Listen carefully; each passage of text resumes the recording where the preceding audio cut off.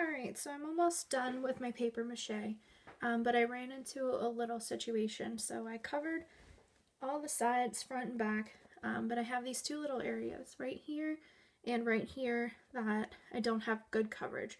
Okay, so those are both pretty small, so what I can do is I can cut one of my remaining plaster strips. I can just use my scissors and cut it right in half so that I am just using the resources a little bit better. So I'll get that nice and wet here,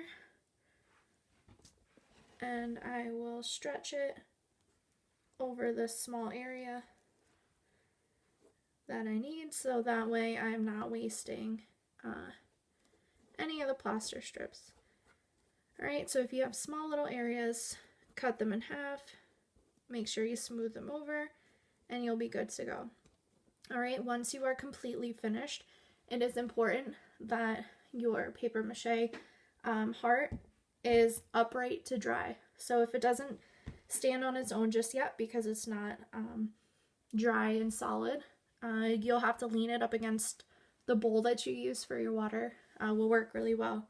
All right, and these will take about definitely a day, probably 2 days, depending on how wet you made your plaster strips, to dry completely. So in order to move on next week, we will want to ensure that they are 100% dry because we are going to be adding paint to the outside.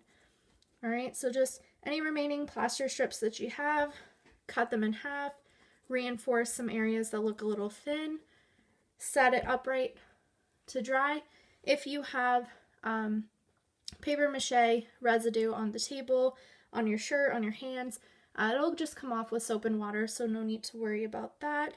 Set it upright to dry, and make sure, most important, you take a picture of your completed paper mache sculpture and email it to me so I can give you credit for class, all right?